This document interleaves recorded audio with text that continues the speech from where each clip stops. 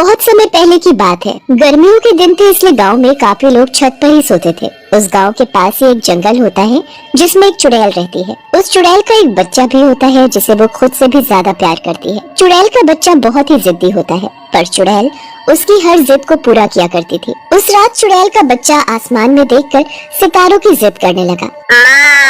मुझे वो सितारे चाहिए। अरे बेटा, वो तारे बहुत ही दूर है, मैं उनको नहीं ला सकती। नहीं नहीं नहीं, मुझे वो तारे चाहिए तो चाहिए बस। कितना जिद्दी बच्चा है ये। ठीक है, मैं भी जाती हूँ और तुम्हारे लिए सुंदर सुंदर तारे लेकर आती हूँ। चुड़ैल तारा लेने के लिए ऊपर आसमान में उड़ जाती है। उड़ते उड़ते वो काफी दूर निकल जाती है और तारों के बीच पहुंच जाती है। तारों के बीच जगमगाता हुआ आसमान बहुत ही खूबसूरत लग रहा होता है। ये कितने सुंदर हैं। मैं ये सारे तारे तोड़ लेती हूँ और अपने बच्चे के लिए इस ठेले में रख लेती हूँ। चुड़ैल एक एक करके आसमान से तारे तोड़ने लगती है और अपने ठेले में रखने लगती है। जब चुड़ैल आसमान से तारे तोड़ रही होती है, तभी एक घर की छत पर सो रहे मोनू की अचानक आंख खुल जाती है, इसलिए वो पानी पीने के लिए बैठ जाता है। पानी पीकर वो जैसे ही वापस अपने बिस्तर पर लेटता है तो उसकी नजर ऊपर आसमान पर जाती है। ये आसमान में कौन है? ठीक से शक्ल नहीं दिख रही, पर कोई तो है। ये कौन हो सकता है? मुझे दीदी को उठाना चाहिए।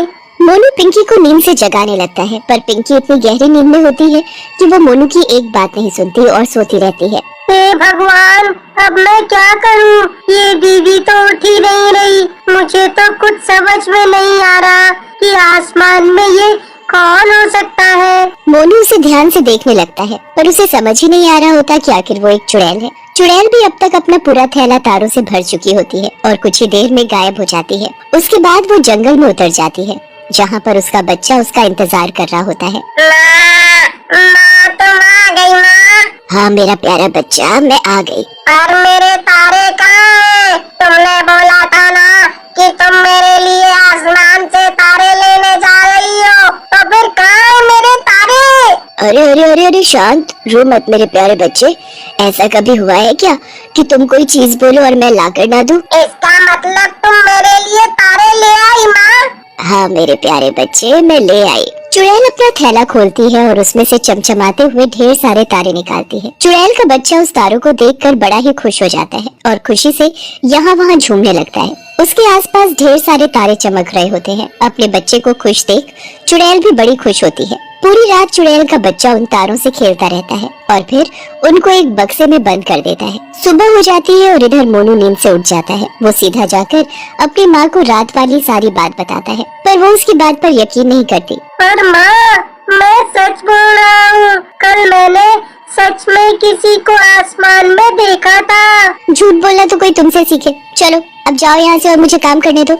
उसके बाद मोनू पिंकी के पास जाता है। पिंकी भी उसकी बात पर यकीन नहीं करती। कोई मेरी बात पर यकीन नहीं कर रहा, पर इनको एक दिन जरूर समझ आएगा कि मैं झूठ नहीं बोल रहा हूँ। पूरा दिन ऐसे ही निकल जाता है। मोनू और पिंकी पूरा दिन खेलते कूदते हैं और फिर से रात होने पर अपना अपना बिस्तर उठाकर छत पर भाग लेते हैं। मोनू को तो रात को छत पर जाने का पूरा इंतजार रहता था, क्योंकि उसे आसमान में चमकते तारों को देखने का बड़ा ही शौक था। उस रात भी मोनू काफी देर तक आसमान के तारों को देख रहा था और उन्हें गिन रहा था। उधर मोनू उन तारों को गिन रहा होता है और दूसरी तरफ चुड़ैल का बच्चा फिर से तारों की जिद करने लगता है। ला दो ना माँ, आपके लिए तो ये कितना आसान है। आप यूं आसमान में जाओगी और फटाफट मेरे लिए ढेर सारे तारे तोड़ कर ले आओगी। पर कल ही तो मैंने तुम्हें इतने सारे तारे लाकर दिए थे ना, वो कहाँ हैं? वो तो थोड़े सही है माँ, मुझे नहीं पता। आपको मेरे लिए और तारे लाने ही होंगे। ठीक है, मैं अभी जाती हूँ और तुम्हारे लिए ढेर सारे तारे तोड़ कर लाती हूँ। जब आसमान में सभी तारे जगमगा रहे होते हैं, तभी चुड़ैल फिर से उड़कर ऊपर जाती है और एक एक करके तारे तोड़ने लगती है। तोड़ तोड़ कर वो उन तारों को फिर से उसी थैले में छुपा कर रखने लगती है। पर तभी छत पर सो रहे मोनू की नजर फिर से उस चुड़ैल पर जाती है। चुड़ैल एक एक तारा तोड़कर अपने थैले में रख रही होती है और मोनू उसे ध्यान से देख रहा होता है। मोनू अपनी बहन पिंकी को उठाता है और बताने की कोशिश करता है। दीदी, देखो ना वहाँ कोई है।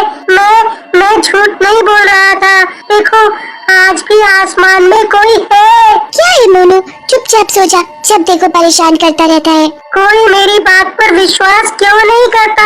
उस रात भी चुड़ैल अपने बच्चे के लिए ढेर सारे तारे तोड़ कर ले जाती है। उसका बच्चा उनसे पूरी रात खेलता और फिर सुबह उन्हें अपने बक्से में रख देता और फिर अगली रात फिर से और तारे मांगता था। चुड़ैल को उसकी जिद पूरी करने के लिए रोज ढेर सारे तारे आसमान से तोड़कर उसे लाकर देने पड़ते थे।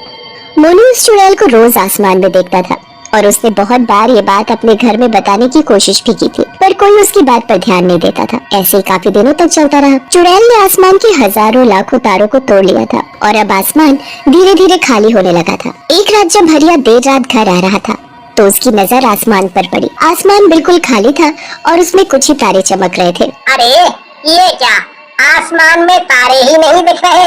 ऐसा कैसे हो सकता है? अभी तो सर्दियों के दिन भी नहीं है जो तारे ठंड की वजह से दिखाई ना दे रहे हो। इतनी गर्मी का मौसम है और आसमान से सारे तारे गायब। ये तो बहुत ही अजीब बात है। क्या हुआ हरिया, ऐसे आसमान में क्या देख रहे हो? कुछ खो गया है क्या?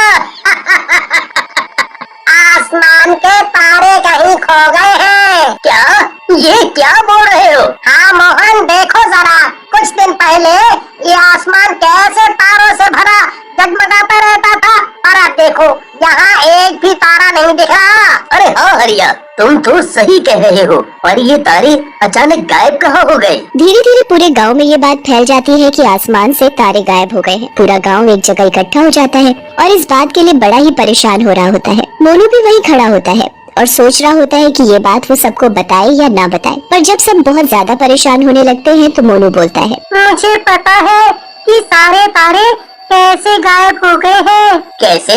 बताओ हमें। रोज आधी रात को आसमान में कोई आता है और तारों की चोरी करता है। ये कैसी बातें कर रहे हो बेटा? ये कोई मजाक थोड़ी है। मैं सच बोल रहा हूँ। मैंने घर पर भी सबको बताया था पर कोई मेरी बात पर यकीन नहीं करता। मैं रोज रात को किसी को आसमान में देखता हूँ जो तारों को तोड़कर ले जाता है, पर दूर होने की वजह से मैंने आज तक उसकी शक्ल नहीं देखी। एक बार इस बच्चे की बात पर यकीन करके देखते हैं और आज रात जाकर देख लेते हैं कि क्या सच है। हाँ, ये सही रहेगा। उस रात सभी गांव वाले छत पर चढ़ जाते हैं और आधी रात होने का इंतजार करने लगते हैं। आधी रात हो जाती है और फिर आसमान में वही चुड़ैल आती है। गांव वाले उसे देखकर दंग रह जाते हैं। वो आसमान में तारों को ढूंढने की कोशिश कर रही होती है कि कहीं उसे कोई बचा खुचा तारा मिल जाए। जैसे ही उसे कुछ तारे दिखते हैं वो उन्हें थैले में डालती है और उड़ती हुई नीचे उतरती है। उसके नीचे उतरते ही गाँव वालों को उसकी शक्ल दिखती है और वो जान जाते हैं कि वो एक चुड़ैल है। कुछ गांव वाले चुड़ैल का पीछा करते हैं और अपनी आंखों से देखते हैं कि कैसे वो चुड़ैल थैले से तारे निकालकर अपने बच्चे को दे रही है। वो पूरी रात वहीं रुककर देखते हैं कि वो बच्चा उन तारों के साथ खेलता है और फिर उनको एक बक्से में बंद करके रख देता है। अब गांव वालों को सब समझ आ जाता है पर ये समझ नहीं आ रहा होता कि वो करें तो क्या करें। ये चुड़ैल अपने बच्चों के लिए तारों की चोरी कर रही है, तो क्यों ना हम दिन में यहाँ की पूरी जगह लड़ियों से जगमगा दे ताकि उस चुड़ैल से वो सारे तारे वापस ले सके। हाँ, ये तो अच्छी तरकीब है। पूरे दिन गांव के लोग आसपास की सारी जगह में लड़ियां लगा देते हैं और जब रात होने पर चुड़ैल और उसका बच्चा वहां आते हैं तो ये सब देखकर उसका बच्चा खुशी से पागल हो जाता है। उसके बाद जैसे तैसे हिम्मत करके मोहन चुड़ैल के पास जाता है। ये सब हमने किया है। तुम लोगों ने? पर क्यों? ताकि तुम आसमान के तारे वापस कर दो। देखो कैसा अंधेरा छाया हुआ है। चुड़ैल आसमान की तरफ देखती है। तुमने मेरे बच्चे के लिए इतना किया है तो ठीक है, मैं भी ये सारे तारे वापस आसमान में लगा देती हूँ। चुड़ैल वापस सारे तारे आसमान में लगा देती है।